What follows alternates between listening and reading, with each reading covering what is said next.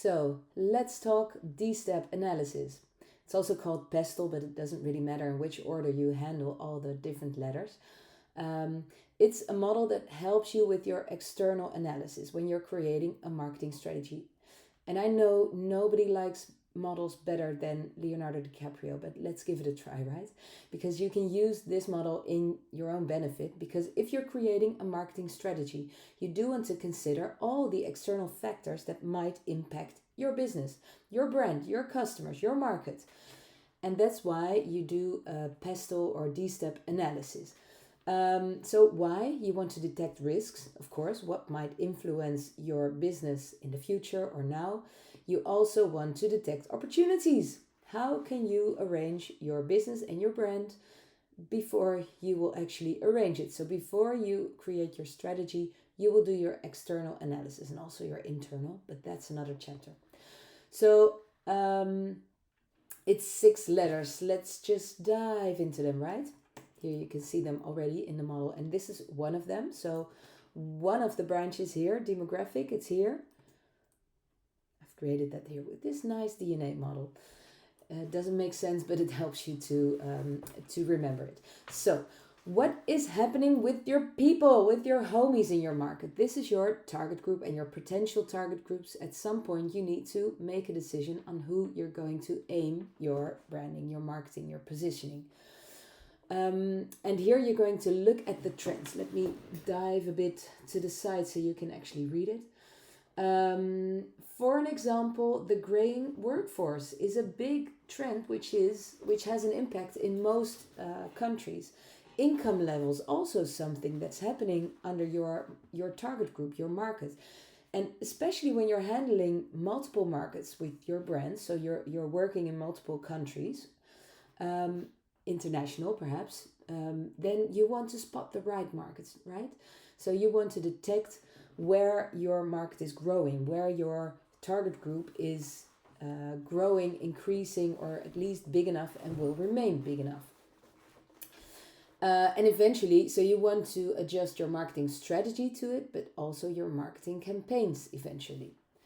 Let's head on to the next, which is the E from economic factors. How stable is your market? Is there inflation in your market, and how does this impact your target group? So for an example, if you're trying to sell luxury products, inflation can be quite of an influence on luxury products, right? So if the markets are down, then luxury products also go down with the market.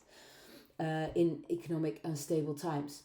So, and let's think about the inflation in some Southern American countries, right? Which has been massive in some years. Let's think about unemployment rates. It could work in your benefit or the other way around.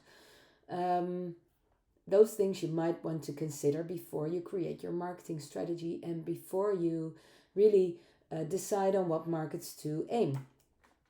Then let's go to the S of social factors.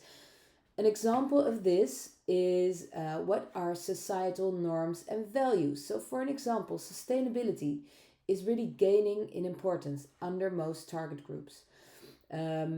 And this is something that you might want to consider. So, looking at Europe, for an example, when you look at the Nordics, Sweden, Denmark, also the more richer countries, sustainability is even of more importance under most of the people, most of the target groups. You need to know this, and you need to consider if your brand is also detecting this and making use of it or not. Then we'll get to technology, the technological factors. And this has to do with how can your customers or your potential customers interact with you, for an example. Are they tech savvy? Can they handle apps, for an example? You might want to consider that when you are aiming for an older target group, for an example. But also, do they have the technology so you can reach them? There are some emerging markets, let's say India, and a lot of people there are depending on mobile phones for their use of web shops, etc. So you don't want a web shop that is really aimed for desktop usage, right? So you want to consider this before in your marketing strategy you choose your distribution channels and also your communication channels. Think about how you can reach them and what they can handle. We've come to the fifth one, and it's the E from environmental factors. And this is actually quite a new one. So before, pestle was just pest. It's not very nice, right? So I'm glad they made it into pestle. But they added the legal as well and also environmental. Because the impact of our environment, and especially in a sustainable way, is increasing. It has an increased impact. So consider the impact of climate change or resource availability.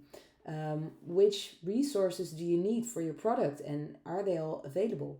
But also waste streams, which might become more expensive also in the future. And also, this might impact your target group. So, is it legal? Are your resources even available? What is changing there? So, with the pestle again and the D-step, you really want to look for the trends. Is it going up? Is it going down? And how does this impact your business? So, on to the last one, political and legal. And this is also, of course, more important if you are working in multiple countries. So, imagine a brand that's active in finance or alcohol. There are a lot of legal things, a lot of laws to consider. You'd always need some tags on your marketing campaigns, right? And you cannot really target everybody when you talk about alcohol, for an example. And also when you think of import taxes or other regulations that will affect you when you're working cross border. So you need to analyze these things before you actually make your decisions in your marketing strategy. So this is the pestle or the DSTIP model, which you can use for the micro environmental analysis before or within your marketing strategy document. Good luck.